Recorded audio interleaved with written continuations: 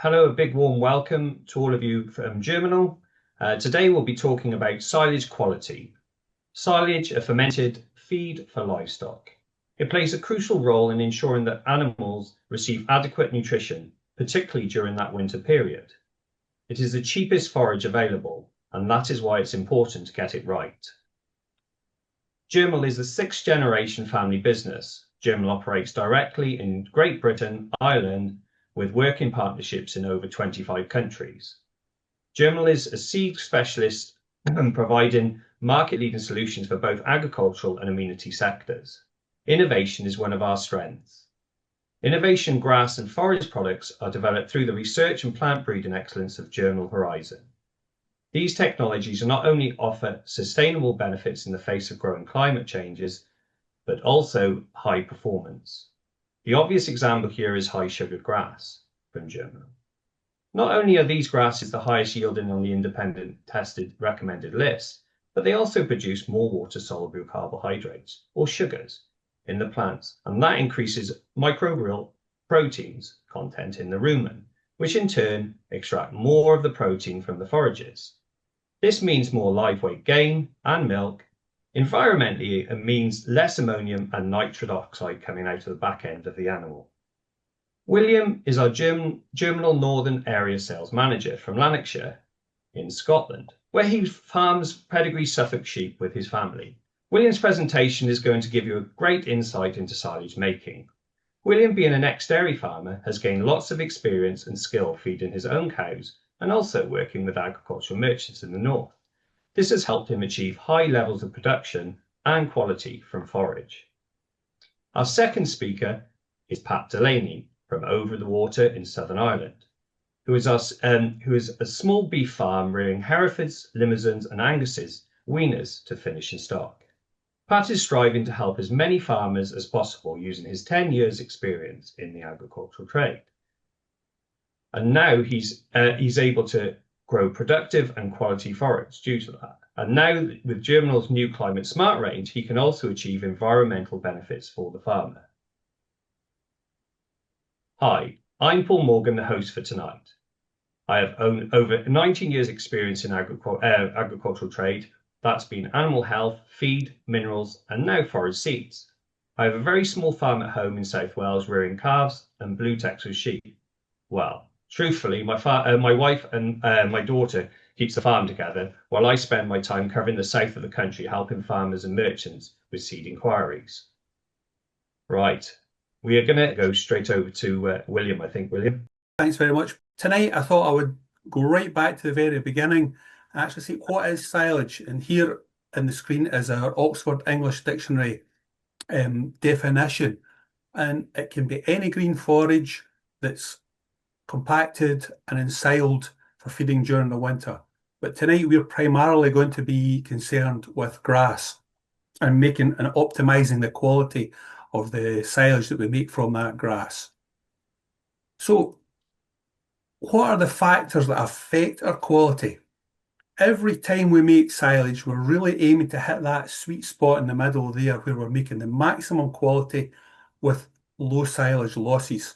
And the factors round about it there, the fermentation, the species, field and plant management are all crucial in achieving that silage quality that's desired. Now, the silage quality can vary between cuts on farm and also even between farms as well. So the aim is to make the maximum quality of forage for the priority class of stock that is being fed. Now, it's always easier and cheaper to dilute high ME, high quality protein silage than it is have lorries bringing energy and starch and protein onto the farm. And tonight, between Pat and myself, we'll try and cover most of the areas under forage quality and plant management. We have no intention of going into silage additives at all, as that on its own is a full webinar. And none of the three of us here tonight have the expertise or are well enough qualified to go into any depth on silage additives. So what are the parameters that affect silage quality? And when we as sales managers are discussing cutting lays with farmers. The top two bullet points there, the priority in terms of quality and yield and how long do they want that lay to last. Those are the first two questions that we will be asking. And the answers to those questions are what guides us in our thought process as to an appropriate mix for that farm. Now, we also want to make sure that we have a nice tight heading date range. We aim for about 7 days in our cutting mixes. And the reason for that is that having varieties with that 7-day heading date range helps us to hit optimum quality and yield, because the weather doesn't always play ball, nor sometimes do contractors when we're trying to make silage. So having a range of heading dates gives us that little bit of flexibility without affecting yield or quality. The next bullet point there about getting the balance of diploid and tetraploid right. Now, this is something that even within our own teams we discuss and debate as to the right percentages of diploid and tetraploid. We have, as a company, we sit on our general silage mix, we go 50-50, because that gives us ground cover, but also gives us yield at the same time. But we can alter that balance depending to be farm specific and the right requirements for the farm. Red clover is something that both Pat and I will discuss more fully as we go on tonight. But red clover, I certainly feel, is one of the most underused species when we're talking about silage mixes. It is increasing in popularity, but still nowhere near as much used as there was historically. And given the benefits that it brings in terms of reducing nitrogen fertilizer requirements and also the extra quality in terms of the protein in the silage, it's something that we should all be considering in our silage lays as we go on. And then the last two bullet points are the things that we as sales managers will look at when we're designing and putting together mixes. We'll use the recommended list both in Ireland and here in the UK to select the appropriate perennials with that tight heading date range and also the attributes of spring growth, summer growth, autumn growth to create a balanced mix that will perform all season long for our customers. So the main species that we think about when we're looking at making grass silage, perennial ryegrass, hybrids, and Italian ryegrasses. I've also included white clover and red clover here, and we'll discuss them as we go on. But these are the main species that we tend to work towards and utilise in our grass silage cutting mixes. Starting off with perennial ryegrass, this is the longest lasting of all the grasses. It lasts medium to long term, and it's quick to establish. We've got high yields, as you see there, and potential. And if you pick your varieties in your mix, we can have really good early season growth. And it's not something that's going to be in the ground for that 7-8 years. The other benefit of the perennial ryegrasses is that it has the ability to be grazed later in the season after you're finished cutting your silage or your clamps are full. There's very few silage fields within the UK that are predominantly or only silage. Most of them will be grazed at some point or another.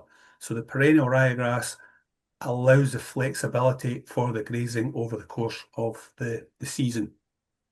The downside to them is the fact that they can suffer in some of these prolonged dry periods that we are increasingly suffering.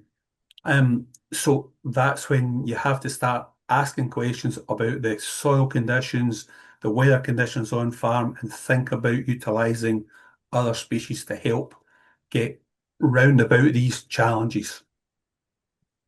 Now, as a company, Germinal are synonymous with the high sugar grasses. The Aber HSG varieties are well known throughout the industry. And when we look at this study from Downing in 2008, it looked to compare the qualities of the high sugar grasses against a commercial non-high sugar grass and the effect it had on silage quality. As you can see here, the high sugar grass had a lower pH, so this improves stability of the silage compared to the control. We maintained our higher water-soluble carbohydrate content through the ensiling period, and we had a lower ammonia level as well.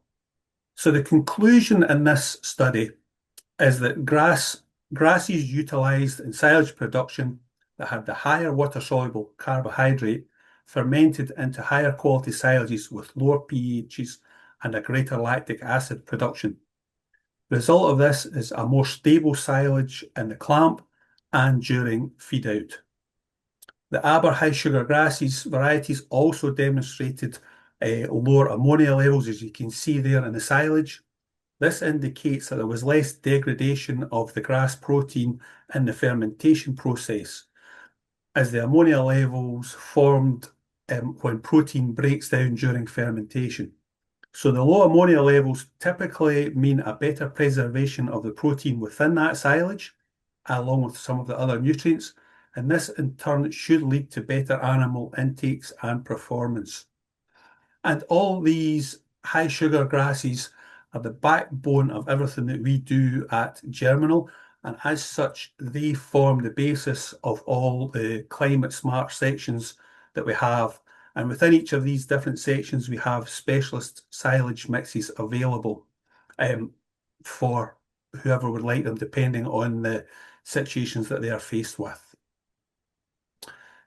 Moving on to the hybrid ryegrass, again, as you see, high yielding, very rapidly establishing with high yields and good early season growth.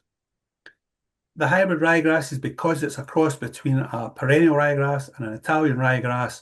It only lasts that 3 to 4 years. So that is one of the downsides of it.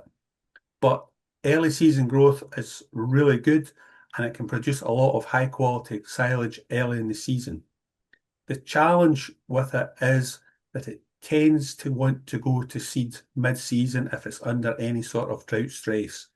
So maintaining yield and quality at this time of year can be a challenge, as well as grazing management, because it tends to be a more open lay when it's all hybrid ryegrass rather than a mix with perennials.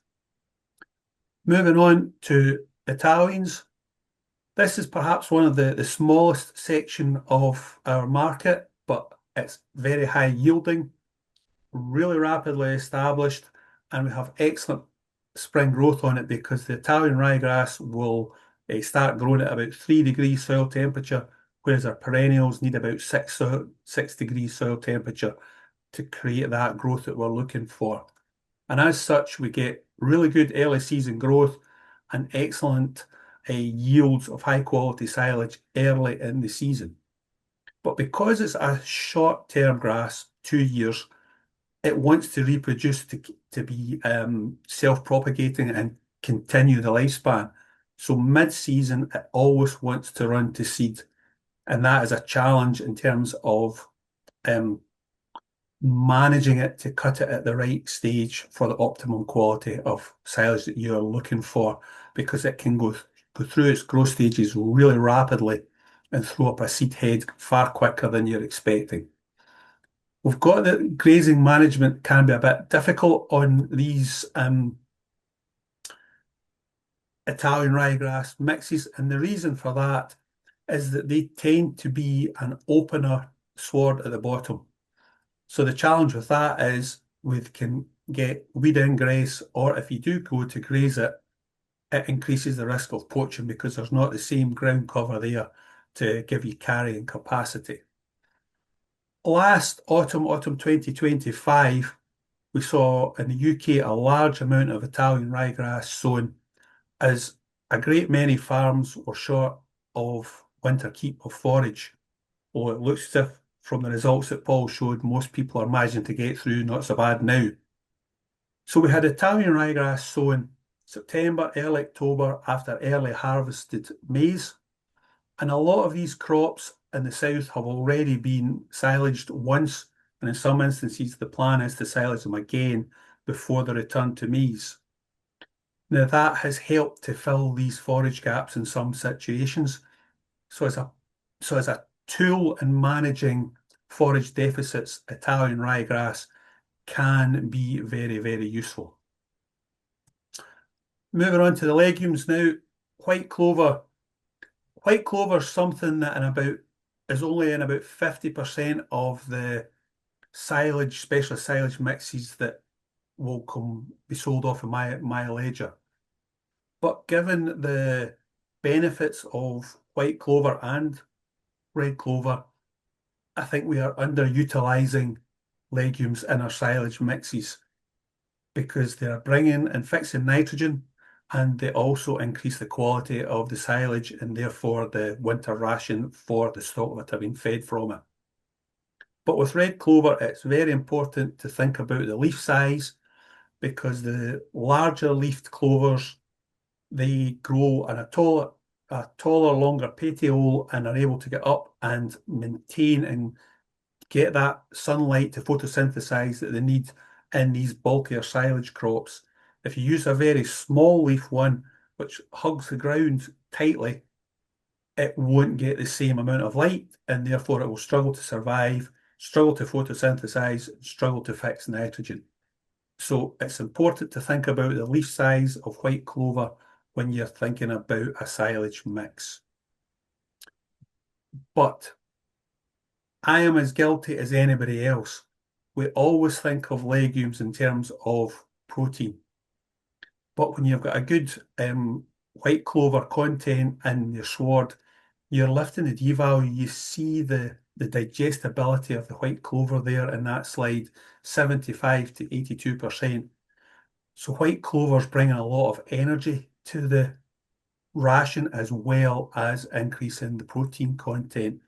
So it's something that we shouldn't forget about in terms of the overall silage quality, is the benefit that particularly white clover can bring in that situation. Moving on to red clover, and Pat will spend a wee bit more time discussing red clover later on. Red clover is something that we're seeing renewed interest in. It has been and can be used as a standalone red clover crop, although it's not something that we would recommend because you have no other species there to take the excess nitrogen, so you're increasing the risk of leaching if you were to use a monoculture of red clover. We do tend to use it in specialist silage mixes with about 3 kilos of red clover in a 12 kilo mix here in the UK. And that way we are getting the benefit of increased nitrogen fixation, and also we are improving the quality as we see here. The quality of our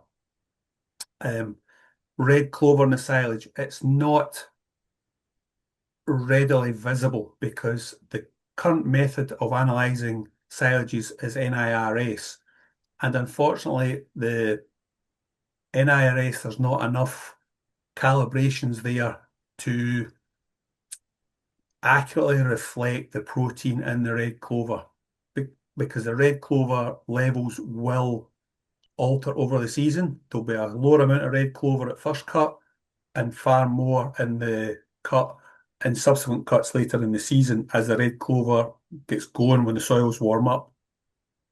So accurate analysis with NIRS is difficult. And without going to the expense of wet chemistry, we tend to see that silages with a high red clover content will feed better than the analysis would suggest. Moving on, we're looking at we're looking to make something, get the fermentation right. We're looking to make it palatable for the stock. And Pat's going to talk a wee bit about harvesting and cutting times in a minute. But just before I finish off, I wanted just to say a few words about what the typical analysis that we're looking and see is. I'm not going to go through all of the different components on them. I just want to highlight one or two. The first one is dry matter. We're looking to get into that 28 to 35. That's the kind of sweet spot that we're looking for. It can vary greatly across the year depending on the weather. But the challenge is that if we make a very wet silage, the dry matter intake will be reduced. And we've ration and cows consume dry matter. So the sheer bulking of wet silage makes it too difficult for the animal to consume enough to drive the performance that we're looking for. Similarly, if we go to a very high dry matter silage, and by that I mean those ones up at the kind of 500, the cows need to consume take in a lot of water, as they're not able to produce enough saliva to cope with this high dry matter silage. The other one we look at is D value. This is the measure of digestibility, and it's closely linked to the maturity of the crop at cutting. Usually, the higher the D value, the better the silage is that we're looking to feed. And that means you multiply that D value by 0.16, we get AME, megajoules of energy. And at the end of the day, what we're trying to achieve is we're trying to achieve energy to drive animal performance, be that milk production or live weight gain in beef animals. The pH is also crucial, as that is an indication of the effectiveness of the fermentation. And if we have a very low pH silage, that can need a buffering to avoid impairing the rumen function. But I would rather have it low than have a high pH silage, as a high pH silage indicates a poor fermentation, and it can also contribute to seeing secondary fermentation once you start feeding that out. The other one I wanted to highlight is the ammonia content. As the lower that is, the better. If you're in any doubt, particularly in a season like this, where it has been a challenge at times to get on with fertilizer, if you think there's a risk that there's still going to be nitrogen fertilizers in the crop when you're thinking about getting ready to forage it, get a fresh grass sample done, and that'll give you an idea of the ammonia content in the grass. If you don't do that and there's still nitrogen there, you can end up with butyric silages, which leads to low intakes and therefore poor performance.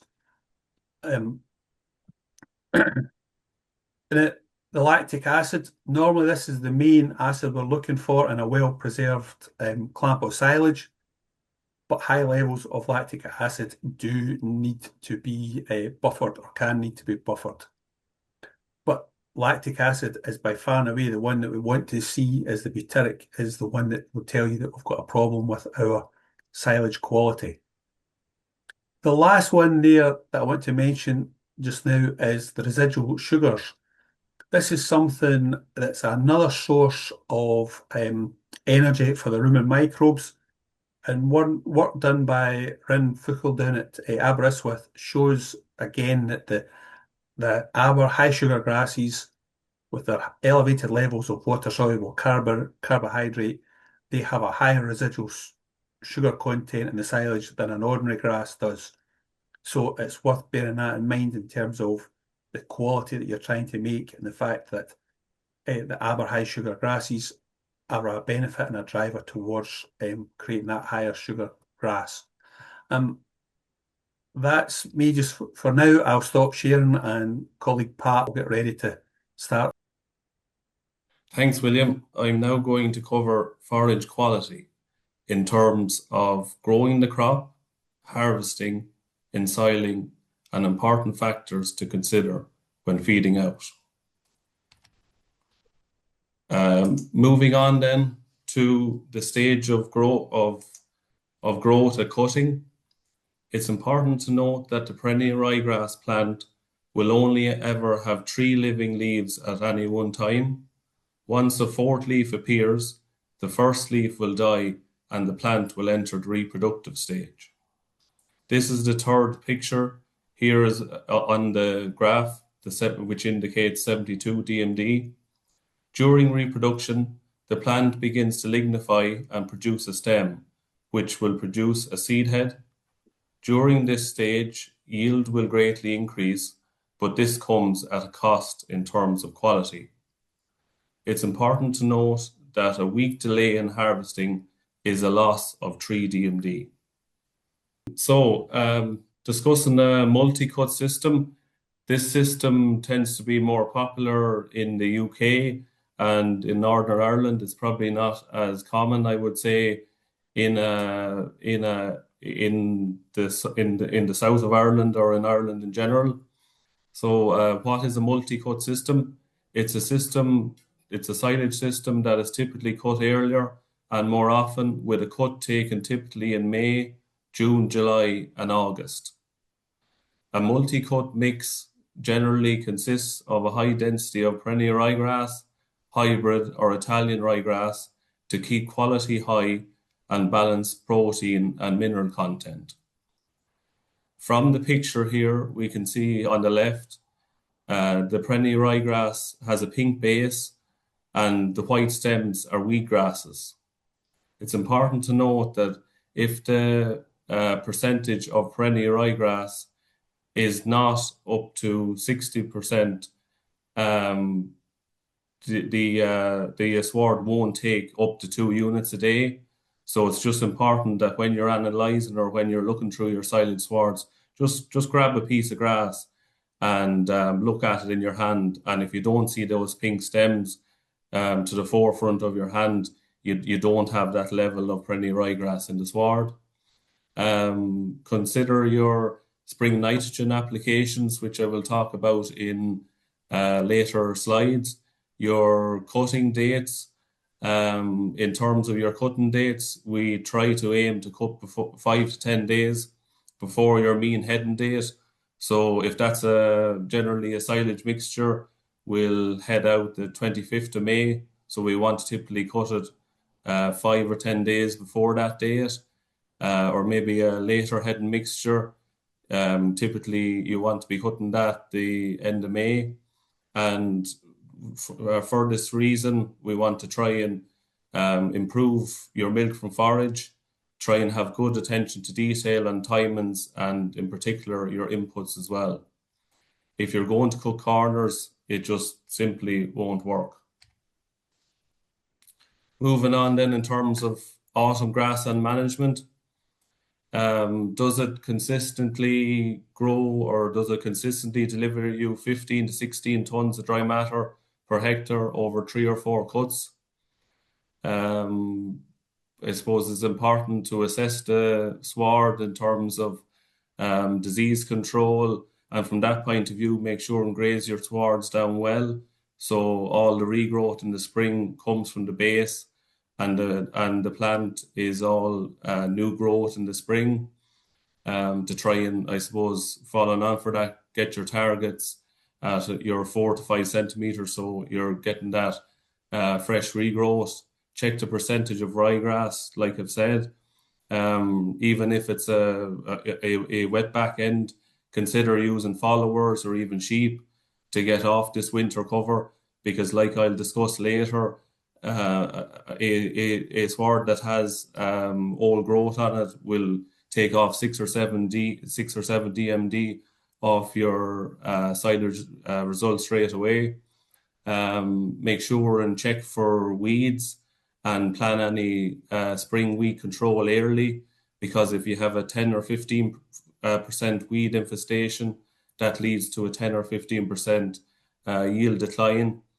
And it's important to plan these well ahead of your silage cuts, just to make sure that when you are spraying for weeds, that you give the spray enough time to translocate into the roots and to actually make sure that it has actually done a job in your weeds. Moving on then to your winter and your spring nutrition, we would always say to test your slurry and check exactly what you're working with. We would say the timings and the rates of your slurry are important. A maximum application of about 2.5 to 3,000 gallons per acre, and ensure the slurry is watery so it minimizes leaf contamination, and try and have your potash spread earlier in the year to prevent it coming in with the crop. Ideally, we'd like to say spread it in the month of February or March and have it in early, as you don't want your K coming in with your silage, because you won't want excess potash, because that leads to metabolic issues like milk fever and other issues for your herd. We'd say to use trailing shoe injectors, and if injecting, do not do them in wet conditions, as it tends to smear the ground. Observe your close periods. Typically, the close period begins in October and runs until mid-January or early February, depending on the zone in Ireland. In the UK, it's the 15th of October to the 31st of January. Moving on then to your spring fertilizer. Your fertilizer recommendations are per your agronomist or your soil test results. The nitrogen fertilizer increases yield, and because in the last few years silages have become low in crude protein, it's important to consider adding sulfur to your fertilizer blend. It tends to be an element that is forgotten about, and it's important to note that for every 15 units of nitrogen, a unit of sulfur is necessary. Still work on your 2 units a day. Again, this is all dependent on the picture I thrown up there, based on your 60% plus perennial ryegrass in the sward. Your 80 units of nitrogen should be enough to grow a good first cut crop, and we'd be aiming on having your 80 units out by the 1st of April, targeting cutting date typically in the middle of May, just to make sure you have optimal quality silage. High nitrate levels increase the buffering capacity and consume the plant sugars, preventing rapid pH drops, which results in unstable and low quality silage. So you should consider getting a nitrates test if you are worried coming up to your silage about your nitrates level in the silage, and it should be typically less than 500 parts per million. So always keep that figure in the top of your head. Moving on then, and I've probably discussed there a little bit, is your cutting dates. So the aim is to have your first cut typically taken by the middle of May. This is the ideal, and it doesn't always work, but the grass is at its leafiest with the highest digestibility. Yes, the yield will be lower than if you left it for another 2 weeks, but this is the stem elongation stage, where internodes lengthen, lifting the growing point and developing a seed head upwards. At this reproductive stage, there is a significant drop in nutritional quality, digestibility, and palatability. Making a more consistent product in the pit and easier to feed over the winter is of utmost priority in this system. So just moving on then to show the energy comparisons between a multi-cut and a conventional system. This bar chart shows the energy comparison between the two systems. The analysis from this Volac on-farm trial in 2019 showed that fresh cut grass from a 5-cut system had the capacity to support an additional 3,506 litres per hectare of milk from forage. This was after 5 cuts were found to deliver 18,582 megajoules per hectare, more metabolizable energy than 3 cuts, due to the forage yielding more total dry matter and higher average ME over the season. Moving on then towards the costs, will it stack up? So the costs of the multi-cut are based on 22 costs, and it includes the contractor charges in terms of fertilizer and slurry, cutting, raking, harvesting, and clamping. But this is just to put it into context. The multi-cut system pays for itself many times over just on an energy increase basis alone. From the difference in milk price of 40 pence per litre and 25 pence per litre, you could see a potential extra profit of £752 per hectare and £333 per hectare across both milk prices. So even in a challenging milk price year, the system still returns extra profit. Another important finding from the trial was the multi-cut grass was also 2.8% higher in crude protein. So it means possibly a lower ME and lower protein concentrate may be fed and less protein imported onto the farm. So in turn, this is actually saving you more money. So what are the risk factors associated with reduced silage quality? A stark figure there, back in 2025, the average DMD was 70. So I think this is where drastic improvements, I suppose, can be made. As you can see there, the main causes of changes in DMD are lodging, not being grazed out the previous autumn, and old pasture. These will have the biggest effect on DMD. Going from here, it's important just to take note of some of those and try to improve on them going forward. A little bit then about harvesting.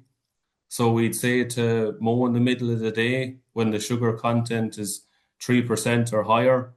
This is usually measured with a Brix refractometer.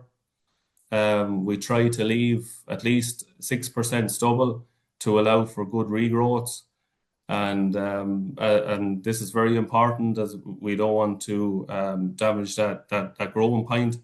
And especially as William has said earlier, just to be mindful of the crown of the red clover silage, as if we damage the crown, you will essentially kill the plant. So just to keep that in mind. We try to aim for a rapid wilt, or if we have to ted the crop out, we've to enter the field as soon as the mower leaves. And this is to speed up the wilting process and maximize nutritional quality. This is because the stomata of the leaf closes after cutting to prevent dehydration. We aim to bale or to wilt bale silage to 30 or 35% dry matter and pit silage to 25 to 30% dry matter. Moving on then to ensiling. So when it comes to ensiling, we want to maximize the weight on the pit to make sure to achieve an airtight seal, preventing spoilage, heating and nutrient loss, particularly on the sides and the top of the pit. We should consider a chop length of between 2.5 to 5 centimeters for good rumen health and aid fermentation, as we want to exclude as much air as possible. William has touched on the start of his presentation about the use of inoculants. They can result in more retained nutrients. They won't make good quality silage out of a poor sward of grass, but they are an aid to fermenting your silage. So what is silage fermentation? So essentially it is turning fresh harvested grass into grass silage. It usually starts about 48 hours after the silo is filled. The trapped oxygen is consumed. The lactic acid bacteria convert the grass sugars and water-soluble carbohydrates to lactic acid. The pH of the silage drops, and the process continues, and this usually takes about 2 weeks to complete. Moving on then to feeding out. So in terms of feeding out, we should consider a wide low face height for ease of loading and reducing nutrient loss during the feeding out period. We have to ask ourselves the question, can you get across the pit in 2 or 3 days with a shear grab to keep your silage fresh, and try to only roll back the depth of what the shear grab can take, just to minimize the instance of oxygen entering the pit, and these can help to reduce loss in the clamp. When all this hard work is done, On average, feed-out losses are 10% of the dry matter harvested, so attention to detail reduces these losses. Moving on then to bale silage.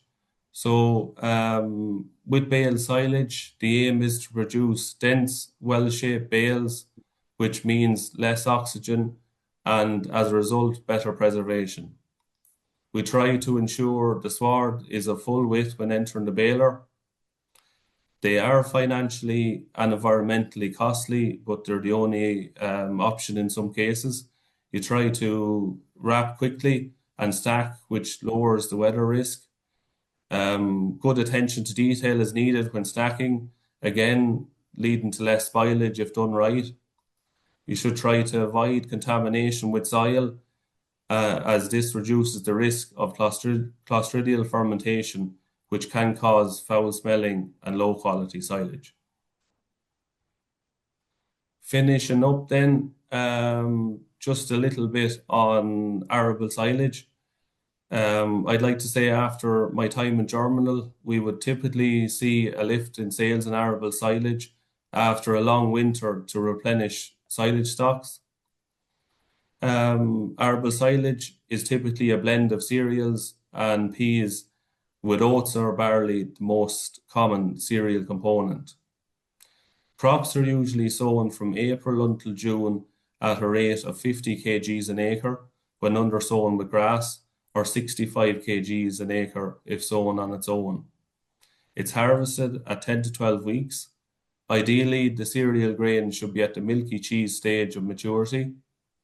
Allow for a good wilt, typically 24 to 48 hours, and this allows for a 30% dry matter wilt. Some results then, typically a crude protein of 13 to 16% and a DMD of 60 to 65. An ME of 10.5 megajoules per kilo. Typical yields, you're looking at 30 tons per hectare fresh weight, and it's mostly suited to dry cows and store cattle.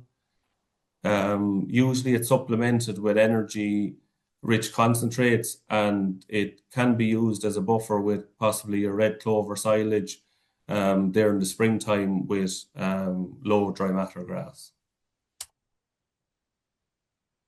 Then just in summary, so we'd like to say choose the right mixture, whether that be Italian ryegrass or hybrid ryegrass for short-term or perennial ryegrass for long-term cutting. The use of aber high sugar grass in silage swards aids fermentation from the higher sugar content. Be mindful of losses. Typically 10% of losses can still occur after ensiling or during feed out.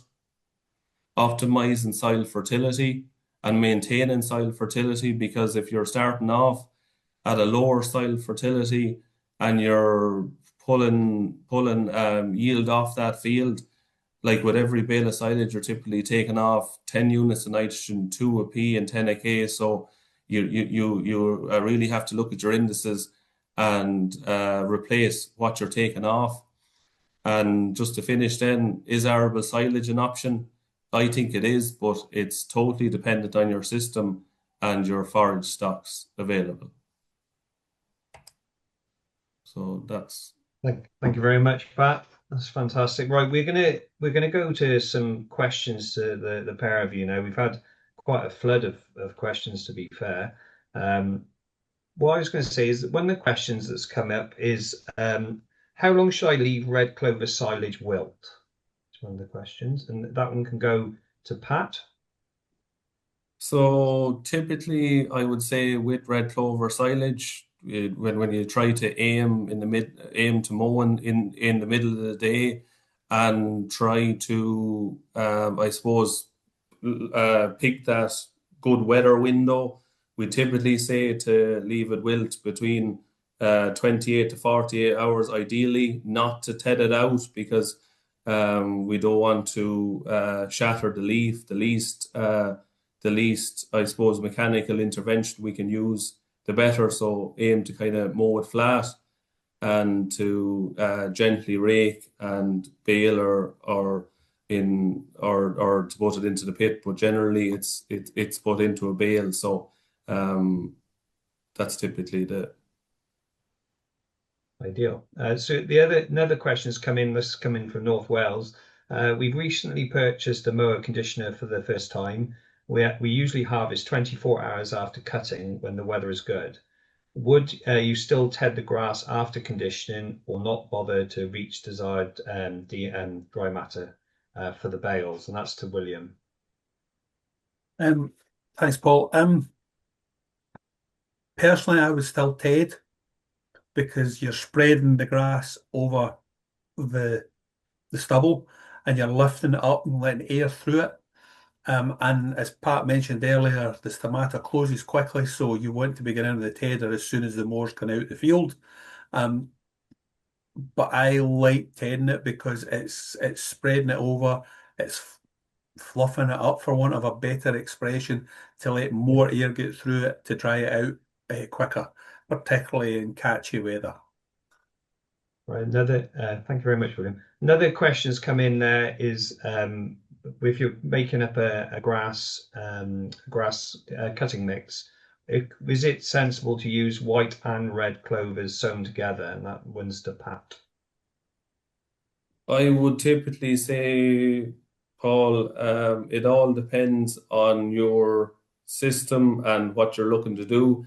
We would typically see with your red clover silage mix, it's put into out blocks, and red clover will work well in out blocks, particularly where you have a good source of slurry, and you're able to, once you get on that 30 or 40 units onto your red clover in the spring, and you have your 3 or 4 kgs of red clover and your kg of white clover, you have enough clover then in the mix to do the heavy lifting in terms of fixing the nitrogen, and the temperatures are there at that stage. So I would see it as a runner in a mixture, and particularly for silage. And from that point of view, then at least it's an option then for people in that spring period where maybe dairy cows or beef stock are in and out, possibly because of the weather. Protein can become an issue, obviously, as your dairy cow, the longer she's calved, the more demand she has for protein. So at least if you have a what would I say, 15 to 18% protein feed there that you can feed at night, at least it's balancing our protein. So I see red clover and white clover or a red and white clover as a big part in your in silage mixtures going forward, definitely. Ideal. Thank you very much. I've got another question coming through there is also, given fertilizer prices, is there an argument that we should be using more clover in our cutting lathes? Go on, William, that's one for you. Personally, yes. I think I wouldn't sow a grass lathe without clover in it. I know there are challenges with weeds, but given the quality of particularly white clover in terms of the D value that we saw in that slide earlier on, and also the protein content from both the white and the red clover, I would say in terms of feeding stock and the benefits that bring, absolutely. From an environmental perspective, yes, to me it's a no-brainer, because we should be utilising our clovers and challenging them to fix nitrogen for our grass, particularly given the fact that we're in a very volatile period at the moment with what's world events and the impact that they're having on artificial fertiliser prices. We're not going to do away with that artificial fertiliser. We're still going to need it in the spring, as Pat said, but once we get into warmer times of the year and the soil temperature is consistently up over that 8-9 degrees, then we can start to challenge our legumes and our clovers to fix the nitrogen for both itself and for the companion grasses, and do away with the reliance on, or reduce the reliance, I should say, on artificial fertilisers. Okay, thank you very much. There's another one we've got coming in here is how important is the cutting height for red clovers? That's one for Pat, if you'd like to take that one for me. Yeah, it is something actually, Paul, in Germinal we are looking into actually is reducing breeding actually for reduced crown height, but it is something just to be aware of that if you have sown your red clover in a sward, that you're just mindful just to adjust your top link ever so slightly to about 6, possibly 7 centimeters, just to be sure.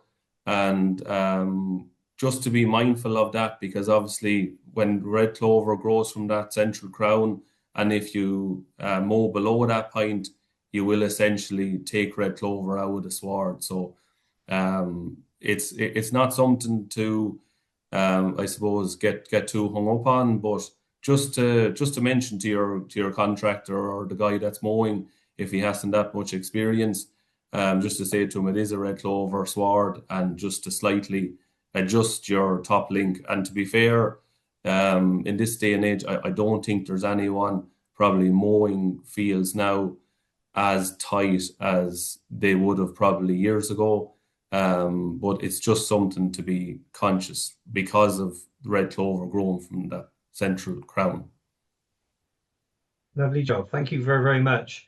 I'd just like to thank both of you for your presentations this evening. They were fantastic. I'm hoping everybody got as much as I did out of that. And hopefully we shall see you again. And from all of us here at Germinal, I'd just like to say thank you very much and have a very good evening.